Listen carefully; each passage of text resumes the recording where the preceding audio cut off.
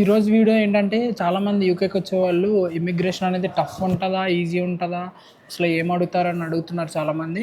So దాని గురించి అయితే ఈ వీడియోలో మాట్లాడతాను అండ్ పూర్తిగా చూడండి, హెల్ప్ఫుల్గా ఉంటుంది అనుకుంటున్నాను. నాకు తెలిసినంత వరకు అయితే యూకేకి నా ఫ్రెండ్స్ కానీ నా రూమ్మేట్స్ కానీ లేదంటే బయట ఇప్పుడు నా క్లాస్లో పరిచయమైన వాళ్ళు కానీ తెలుగు వాళ్ళు కానీ ఎవరైనా సరే ఇప్పుడు దాకైతే ఇమిగ్రేషన్ చాలా కష్టంగా జరిగింది, టఫ్గా జరిగింది, పెద్ద పెద్ద క్వశ్చన్స్ అడిగేశారని అయితే ఎక్కడ ఎవరు అనలేదు.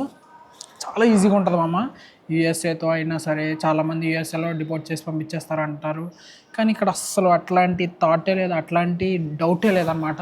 అంటే పంపించరు అని చెప్తున్నాను, పంపిస్తారు అని కాదు. చాలా ఈజీ బేసిక్ క్వశ్చన్స్ అడుగుతారు మామ ఇమిగ్రేషన్స్లో.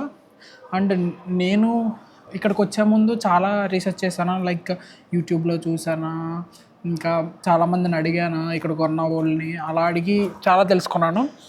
అండ్ ఇక్కడికి వచ్చాక నేను ఎక్స్పీరియన్స్ కూడా అయ్యాను కాబట్టి ఏంటంటే ఇమ్మిగ్రేషన్ చాలా ఈజీగా ఉంటుంది అనమాట. ఏముండదు, ఏం అడగరు కూడా పెద్దగా. జస్ట్ నువ్వు ఏ యూనివర్సిటీకి వెళ్తున్నావు, లేదంటే నువ్వు ఎక్కడి నుంచి వస్తున్నావు, లేదంటే నీ కోర్స్ ఏంటి, నువ్వు ఎక్కడ ఉండబోతున్నావు, ఇలాంటి బేసిక్కే ఉంటాయి. నువ్వు ఈజీగా ఆన్సర్ చెప్పొచ్చు అండ్ ఈజీగా ఫినిష్ చేసుకుని రావచ్చు అనమాట ఇమ్మిగ్రేషన్ అనేది. ఒక్కొక్కరినైతే అసలు అడగడం ఇమ్మిగ్రేషన్లో అయితే అసలు ఏం జరగదన్నమాట. వాళ్ళ క్యాష్ లెటర్ చూసి వెళ్ళిపోండి అంటారనమాట. సో అలా కూడా ఇమిగ్రేషన్స్ అయితే జరుగుతాయి అన్నమాట. సో అది మామ. సో ఇమ్మిగ్రేషన్ గురించి అయితే ఎవరు పెద్దగా ఇబ్బంది పడాల్సింది అంత ఏముండదు. యూకేలో అయితే ఇమ్మిగ్రేషన్ అనేది చాలా ఈజీగా జరుగుతుంది. ఇమ్మిగ్రేషన్ గురించి అంత థాట్స్ పెట్టుకుని అంత భయపడుతూ అయితే రావాల్సిన పనే లేదు, ఈజీగా ఉంటుంది. వచ్చేయండి, ఇమిగ్రేషన్ అయిపోతుంది, ల్యాండ్ అయిపోండి యూకేలో. మరి అంతే. మరి వీడియో అనిపిస్తుంది కింద కామెంట్ చేయండి. See you all.